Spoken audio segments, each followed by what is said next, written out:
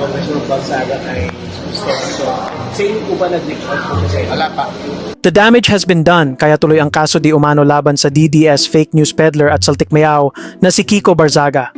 Kaninang umaga ng Miyerkules, January 21, nagsampa ng ikatlong cyber libel case si Manila Representative Rolando Valeriano laban sa kongresista ng Dasmariñas, Cavite kaugnay sa malisyoso at mapanirang aligasyon ni Barzaga na tumanggap umano siya at ang National Unity Party ng suhol mula sa bilyonaryo at ICTSI owner na si Enrique Razon Jr.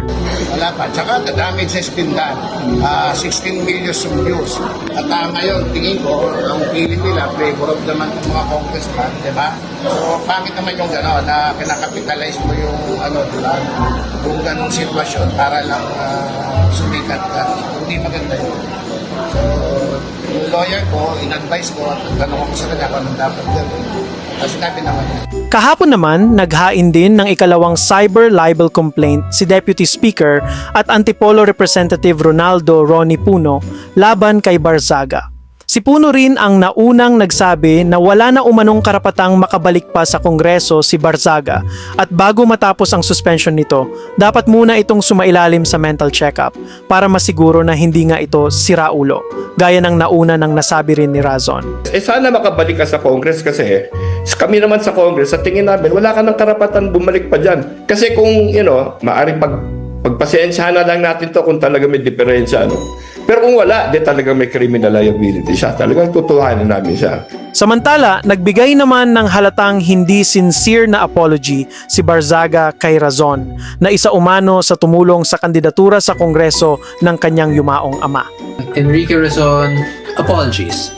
Kagaya ni Leandro Leviste, isa ring notorious nepo baby si Barzaga mula sa isang alleged corrupt political dynasty sa Etevac at may ugong-ugong pa na pamilyang drug lords di umano ang kanyang mother side.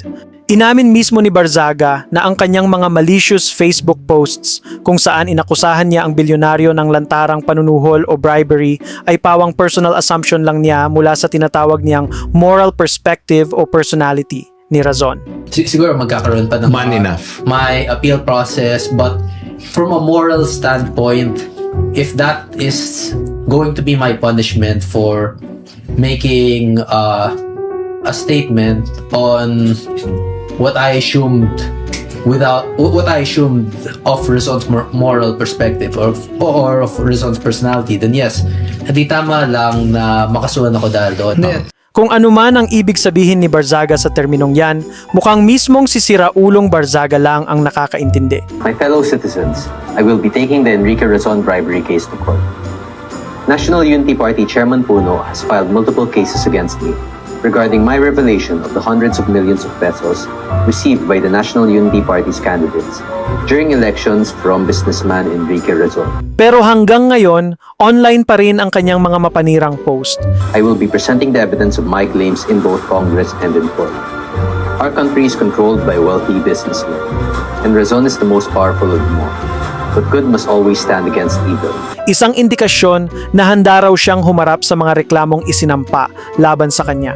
I'd like to meet with Razon and apologize personally. In effect, he's apologizing. Yung bang apology na yan can stand in court? Well, this apology naman is sincere. It doesn't, it's not reneging on what he says. It was just that apologizing for the perception at that time that he took an offense for Mr. Razon not coming to the wake of his father. Yun naman yung in-apologize yata ni Kong Kiko. Is that correct? Yes, it's more of the related to the personal issue rather than the legal issue. At kung sincere man o hindi ang tinatawag niyang apology, mukhang ang hinihinalang si Raulo at may saltik lang na si Barzaga ang nakakaalam kung ano ba talaga ang ibig niyang sabihin.